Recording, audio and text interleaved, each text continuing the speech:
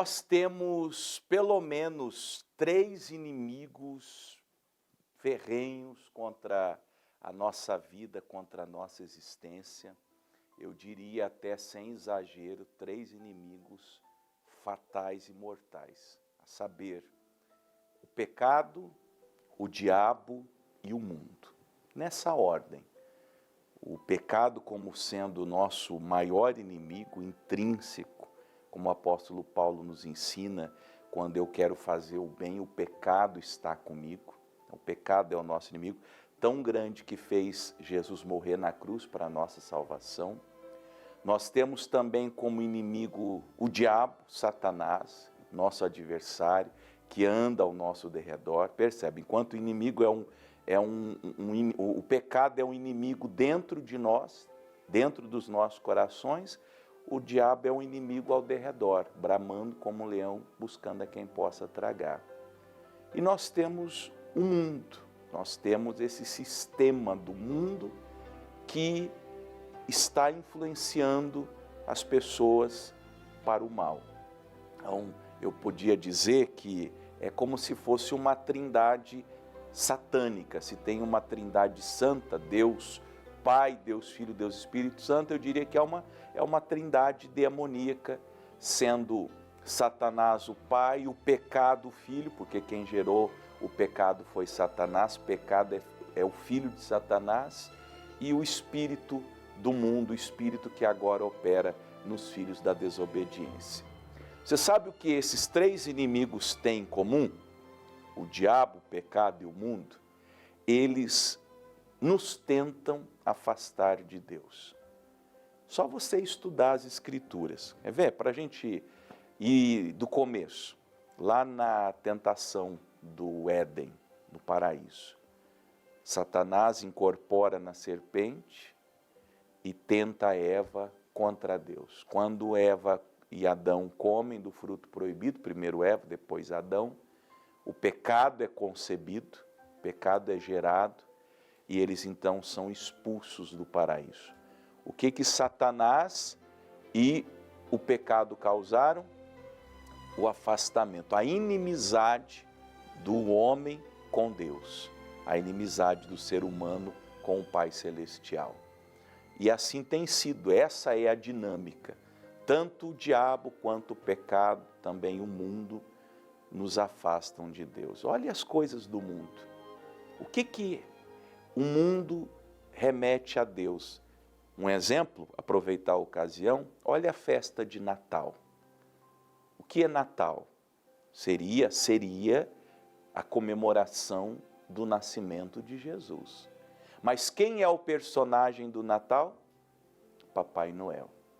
O que se faz no Natal se lembra de Deus? Geralmente, estou falando no mundo, as pessoas de Deus se lembram de Deus. Mas no mundo é o Papai Noel, são as festas, os presentes, a bebedeira. Não é verdade? Todo mundo, me perdoe as expressões que eu uso aqui, todo mundo enche a cara de cachaça, de pinga, de cerveja, e ficam bêbados, e muita gente vai morrer nas estradas. Eu não sou profeta e não estou falando como profeta, eu estou aqui apenas dizendo o óbvio, muita gente vai morrer nas estradas por gente embriagada, por gente bêbada. Vão soltar fogos de artifícios, que a lei proíbe, hein? A lei proíbe. Mas vão soltar fogos de artifício e vai ter gente, como eu tive um amigo de infância, que não tem os dedos da mão esquerda, porque um rojão estourou na mão dele num Natal, lá nos idos 1998. Então é isso que vai acontecer. E onde está Deus? Não está por quê? Porque o mundo é contra Deus. O mundo está em inimizade contra Deus, de modo que tanto o diabo, quanto o pecado, quanto o mundo tentam nos afastar de Deus. Mas por que o Senhor está falando assim? Porque eu quero ler o Salmo 77. O Salmo 77 é um salmo de Asaf. Asaf era um dos líderes do ministério de louvor nos dias do rei Davi. E do versículo 3 até eu vou tentar chegar no 15. Salmo 77, do 3 ao 15, nós percebemos, e Asaf está contando isso, como ele também menciona no Salmo 73, o afastamento dele de Deus, como que ele foi enganado pelo diabo, pelo pecado nele, no caso a inveja, ele menciona que ele tinha inveja da prosperidade dos ímpios, e o sistema do mundo que o afastou da presença de Deus. E olha o que aconteceu nesse tempo da vida deles, verso 3 do Salmo 77, lembrava-me de Deus e me perturbava, queixava-me e o meu espírito desfalecia. Como pode, né? Uma pessoa pensar no Deus Santo, no Deus Pai, no Deus Criador, no Deus perfeito, no Deus justo, bom, e ao invés dela se alegrar, porque o pensamento de Deus deveria me alegrar, deveria alegrar. Pensar sobre Deus, pensar sobre a graça, pensar sobre o Evangelho, pensar sobre o amor, porque Deus amou o mundo de tal maneira que deu seu Filho unigênito, para que todo aquele que nele crê não pereça, mas tenha vida eterna. Pensar em Deus, lembrar-se de Deus, deveria trazer contentamento para a alma, mas não era o que acontecia. Nesses dias do desvio de Asaf, ele se lembrava de Deus e se perturbava. Por quê? Porque ele estava em pecado, porque ele estava sob as influências do mundo, porque ele estava sob a tentação de Satanás. Uma pessoa é como um criminoso, uma pessoa que cometeu um delito. Ela tem medo da polícia. Eu não tenho, eu estou falando de mim, eu não tenho medo da polícia, eu não tenho medo do juiz, eu não tenho medo do Ministério Público, não tenho medo de autoridade nenhuma. Se alguém bater na porta da minha casa lá, né, como acontece, a gente assiste no jornal, fazer uma investigação, estou em paz. O que vocês precisam? Querem minha declaração de imposto de renda, querem saber minha movimentação bancária, vocês querem saber o que tem dentro de casa, à vontade. Eu sento, faço um café, ainda sirvo um cafezinho para os investigadores, a gente fica conversando, e eu convido eles para participarem dos cultos de domingo. Agora, uma pessoa que tem coisa errada, ela fica preocupada, fala, ai, será que vão descobrir? É a mesma coisa em relação a Deus. Quando nós estamos em paz, a Bíblia diz, sendo, pois, justificados pela fé, vocês têm paz com Deus. Agora, como Asaf estava cheio de inveja no coração, cheio de ressentimento, porque Deus prosperava o ímpio e não prosperava a vida dele, ou porque ele trabalhava demais e ele tinha pessoas ao redor dele que não trabalhavam tanto quanto ele, aí ele começava a pensar que ele era um injustiçado, que Deus não olhava para ele, ele lavava as mãos na inocência, ele jejuava, e ele não obtinha o resultado que ele achava que merecia. Aí ele ficou perturbado. Aí quando ele pensava em Deus, ele ficava perturbado. E ele falou um monte de besteira, quer ver? Versículo 6, de noite chamei à lembrança o meu cântico, meditei em meu coração, e o meu espírito investigou. Olha só, tanto de besteira que ele falou. Rejeitará o Senhor para sempre e não tornará a ser favorável? Cessou para sempre a sua benignidade? Acabou-se já a promessa que veio de geração em geração? Esqueceu-se Deus de ter misericórdia? Ou encerrou ele as suas misericórdias na sua ira? Ele começa a questionar Deus. Deus se esqueceu, Deus não ajuda mais ninguém, Deus não tem mais misericórdia. Ora, ele é o Deus de toda a misericórdia e toda a graça, é o que está escrito. Mas ele achava que Deus não tinha mais misericórdia, que Deus não cumpriria mais as suas promessas, que as promessas que Deus tinha feito, embora ele soubesse de todas essas promessas, ele já não cria que Deus as cumpriria.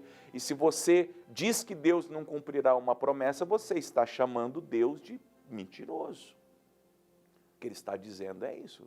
Acho que Deus é um grande mentiroso, porque ele não vai mais cumprir as promessas que ele fez na minha vida. Acabou-se a promessa que veio de geração em geração, cessou sua benignidade, sua graça. um tanto de besteira. Só que aí, eu espero que você que esteja assim amargurado, e quando você pensa sobre Deus, sobre igreja, sobre Bíblia, sobre oração, você se perturba, porque você não está bem. Você não está bem. Mas ele fez essa viagem e ele chegou num ponto que o Espírito Santo quer levar as pessoas que estão como ele. E eu disse, aí ele chegou a uma conclusão: isto é enfermidade minha. Ele estava sob influência de Satanás, ele estava sob influência do seu próprio pecado, ele estava sob influência do mundo. Por isso que ele se perturbou quando pensou sobre Deus. Só que aí ele conclui, não, pera lá, isso é enfermidade minha, isso é doença do meu coração, isso é a minha alma enferma, por isso que eu estou contra Deus. Por isso que eu saí da igreja, por isso que eu estou abandonando o meu ofício, por isso que eu não sou mais aquele homem que eu fui no passado, aquele homem íntegro, reto, temente, que se desviava do mal. E logo me lembrei dos anos da destra do Altíssimo. Aí ele começou a pensar em Deus, chegou à conclusão que Deus é bom sim, Deus é bom em todo o tempo, Deus é graça, Deus é misericórdia, Deus é amor, Deus é paz, Deus é Pai. Deus é bom em todo o tempo. E aí ele decidiu, asseverou em seu coração: lembrar-me-ei, pois, das obras do Senhor, certamente que me lembrarei das tuas maravilhas da antiguidade. Eu vou pensar em Deus, Deus é tão bom, Deus já me ajudou tanto. E se nós olharmos para trás, meus irmãos, irmãs e amigos e amigas, quanta graça, quanto livramento, quantas orações respondidas, quanta benignidade de Deus manifestada a nós, a nossa família, a nossa casa, aos nossos filhos, quantos sonhos realizados. E se Deus não tivesse feito nada, Ele nos enviou Jesus para ser o Salvador. Por que ficar contra Deus? Por que permitir que o teu pecado, que Satanás e que o mundo te coloquem contra o Senhor? Por quê? Ele continua: meditarei também em todas as tuas obras e falarei dos teus feitos. O teu caminho, ó Deus, está no santuário. Que Deus é tão grande como o nosso Deus. Tu és o Deus que fazes maravilhas, tu fizeste notória a tua força entre os povos. Aí ele se reconciliou com Deus. Que Deus é tão grande como o nosso Deus, que nos ama, que nos cuida, que nos guarda, que nos perdoa, visto que suas misericórdias se renovam a cada manhã, que nos ajuda nos momentos difíceis, que está sempre presente. Deus é o socorro bem presente na hora da tribulação e da angústia. É o único que fica conosco, na verdade, é aquele que permanece, é aquele que não nos abandona, pois prometeu que estaria conosco todos os dias da nossa vida até a consumação dos séculos.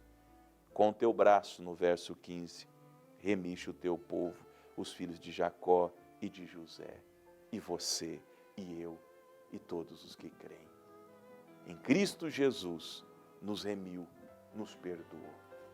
Bom, para concluirmos, cuidado, porque os três inimigos, Satanás, o pecado e o mundo, tentam nos colocar contra Deus. Alguns de vocês me assistindo agora foram pessoas maravilhosas na comunhão, no relacionamento com Deus. Vocês iam à igreja, vocês ofertavam, vocês trabalhavam pela causa do Senhor, vocês tinham um coração tão bom, e o diabo, o pecado e o mundo estragaram vocês. Mas dá tempo de voltar. Asaf voltou a tempo de não morrer em pecado, de não morrer em rebeldia contra o Senhor. E a comunhão dele foi restaurada. Que a tua comunhão seja restaurada também, em nome de Jesus. Amém?